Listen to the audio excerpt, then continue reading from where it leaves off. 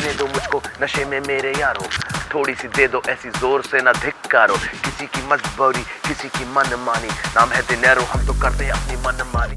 भाई बचपन में कभी छोटा था तो बाबा हमारे रेस्टोरेंट में आते थे अमेरिका में, तो उनको मैं बड़े प्यार से रम एंड कोला पिलाता था। अब बाबा तो हाथ ही नहीं आते, बाबा पता नहीं बॉम्बे में काम बिजी है।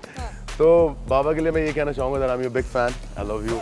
किस्मत इंसान को कभी कहाँ ले जाती है, कभी तो बिस्तर कभी रोड पे सुलाती है, कभी फटीचर से फिर माला माल बनाती है, कभी तो हंसी कभी एक बात बताऊं मैं आपको, आजकल गिमिक यही है कि मुझे ट्रोल करो, मेरी बेइज्जती करो, यू नो, लोग यही चाहते हैं कि मेरी बेइज्जतियां करो, मेरे नाम के पर्चे फाड़ दो। नेपोटिज्म वो जब तक वो है तब तक रिजेक्शन भी है। प्रेम की नैया है राम के भरोसे रे, अपनी भी नैया तो पार तो लगा। हाय गाइस, कैसे हैं आप सभी। देखिए, आपने एंटरटेनमेंट लाइव के इस वीडियो में कई तरह के गेस्ट देखे होंगे, लेकिन आज एक स्पेशल गेस्ट आने वाला है। क्या आप गेस कर सकते हैं? देखिए, वो एक रैपर है पेशे से, लेकिन हाँ, उन्होंने आउट ऑफ द बॉक्स जाके वर्क किया है। शाउट आउट फॉर डिनारियो आश। रहने दो मुझको यो यो यो आ गए। बताइए मुझे क्यों बुलाया है आपने? बस यही पूछने के लिए, कैसे कर लेते हैं? बस अब तो हो ही रहा है, अब तो चल चुका है, अब करना क्या है? डनारो, आपके एल्बम को जी। इतना सपोर्ट मिल रहा है, people are just going crazy. Thank you. कैसे ये आइडिया आया, कैसे आपने सोचा कि दैट गजलें also can mix with the rapping style? भाई देखो, गजल कोई सुन ही नहीं रहा था, हाँ, अब हर पंजाबी फैमिली में पार्टी चलती है। सो गजल एक ऐसी मोमेंट था कि भाई लोग पीते हैं तो गजल सुनते हैं। नाउ आई वांट कि आप काम पे भी जा रहे हो तो गजल सुनो रैप के साथ, यार थोड़ा सा मतलब ट्विस्ट लेके आओ लाइफ के थोड़ा अंदर। फ्लेवर आपने क्यों लाया। परेशान हो रखे हो फालतू में? तो गजल क्या- सुन के साइड नहीं होना, गजल सुन के डांस करना है। हाँ। नाउ यू गोटा ग्रूव विद द गजल्स। हाँ, या जेंजी, ये जो आपने एल्बम निकाला है, जब जी। आप उसे सुनते हो तो कैसे ग्रूव करते हो? मैं I am always groove with this, like ना, can you just sing that मैं सॉन्ग? नशे में हूँ जो चाहो मेरे यार करो, मैं नशे में हूँ। अच्छा, what's next in your bucket list? क्या और आने वाला है? क्या ऐसे जो एक आपने बॉम्ब गिराया है, क्या कुछ और भी अभी See, बन we रहा don't है? drop bomb, we drop music, you know. So, मेरी एल्बम आ रही है, it's pure hip hop, 90s वाला वो old school, तो उस तरीके की एल्बम निकाल रहा हूँ, और बाकी फिल्मों के साथ ये सब तो चल ही रहा है, you know what? दिनारो, एक चीज में मैं आपसे जानना चाहूंगी कि आप कहीं ना कहीं अपने गानों के साथ रिस्क फैक्टर भी ले रहे हो। बिल्कुल। तो 2022 में लेकिन जितने भी रिमिक्स गाने आए, चाहे वो नेहा कक्कड़ के हों, ओ सजना अगर आपने सुना हो, Yeah. तो काफी बैकलैश का सामना करना पड़ा था, उन्हें ट्रोल होना पड़ा था बुरी तरह Yeah. से। तो आपको क्या लगता है कि आपका फिलहाल जो एल्बम है वो तो अच्छा जा रहा है, लेकिन कुछ और ऐसे एक्सपेरिमेंट करें जिससे 1980s के जो सिंगिंग जो एल्बम को लेकर अगर आप एक्सपेरिमेंट करें, लोगों को अगर नहीं पसंद आया तो? मैं एक बात बताऊँ वैसे आपको, हाँ। आजकल गिमिक यही है हाँ। कि मुझे ट्रोल करो, मेरी बेइज्जती करो, लोग यही चाहते हैं कि मेरी बेइज्जतियां करो, मेरे नाम के पर्चे फाड़ दो, हाँ। तो positive publicity and negative publicity considered as is equal to publicity. So अब पब्लिक को ये डिसाइड करने देते हैं कि वो ट्रोल करेंगे या स्क्रॉल करेंगे, तो उन्हीं की मर्जी है। लेकिन आप ट्रोल होना चाहते हैं, स्क्रोल होना चाहते हैं? मैं स्क्रॉल अप एंड डाउन होना चाहता हूँ, मैं ट्रोल नहीं होना चाहता। अच्छा, जिस फील्ड में आप हैं, उसमें कभी कभी स्टारडम होता है, कभी नहीं होता है, कभी लोग पूछते हैं, कभी नहीं पूछते हैं, उतार चढ़ाव आते ही रहते हैं। इससे कहीं ना कहीं आर्टिस्ट कभी सैड भी हो जाता है, दुखी भी हो जाता है, क्योंकि वो स्टारडम जो चकाचौंध अचानक से उसके पास से चला जाता है। आपके साथ कुछ सिनेरियो हुआ? Have you ever faced rejection या Yeah, you wanna I have, tell about I have. that? भाई देखो, रिजेक्ट होने के बाद ही इंसान कहीं ना कहीं पे प्रूव होता है, और कई बार ऐसा होता है कि जैसे कि हम लोग किसी डायरेक्टर के पास जाते हैं, प्रोड्यूसर के पास जाते हैं, तो पूछते हैं आपने पहले क्या काम किया है, अच्छा आपने पहले ये काम किया है, अच्छा आपने काम ही नहीं किया, तो वहीं पे आपके मार्क्स 0 हो जाते हैं, है ना। तो और बाकी मेरे साथ तो बहुत बारी हुआ है कि गाने बनवा लिए, कंपोज भी करवा लिए, गवा भी लिए, और हमारी गैरहाजिरी में किसी और से गवा दिए और हम लटकते रह गए पीछे।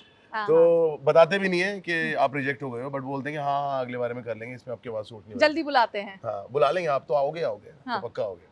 अब वो कौन से साल में आओगे, 23 तो आ गया, पता नहीं कब आओगे। So it's like that, like rejections are part of success, and reject होने के बाद ही इंसान सीखता है कि व्हाट गलतियां, what I have done and stuff, but हाँ, नेपोटिज्म वो जब तक वो है तब तक रिजेक्शन भी है। बिल्कुल।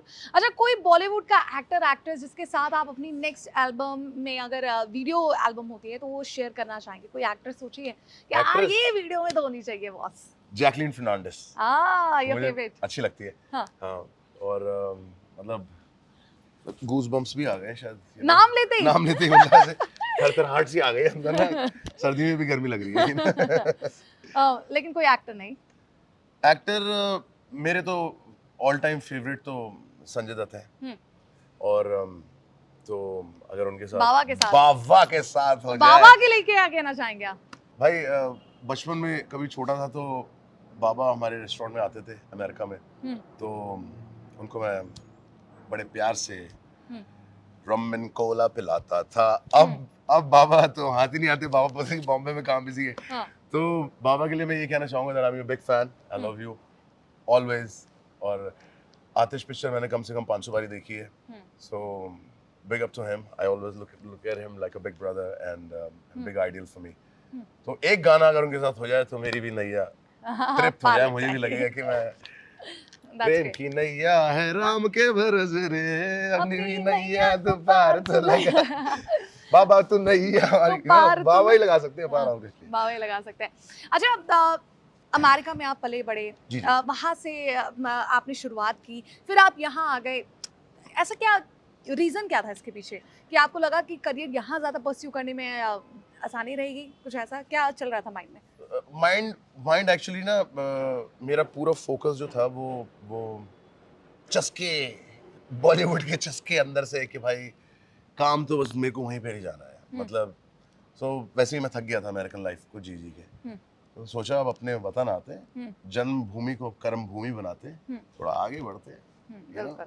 अच्छा, कॉन्सर्ट जब वहाँ आप करते होंगे और यहाँ करते होंगे, डिफरेंस ऑडियंस में देखने को मिला है? और कहाँ पे कॉन्सर्ट करना आपको ज़्यादा मजा आता है? मुझे इंडिया में कॉन्सर्ट में बहुत मजा आता है, क्योंकि मुझे हिंदी में बात करना बहुत पसंद है ना। Seriously with this accent? So मुझे हिंदी में बात करना बहुत मजा आता है। और बट वैसे कॉन्सर्ट तो हमने जर्मनी में भी करे हैं, सब जगह पे करे। Audience always the same, they always enjoy the music and stuff.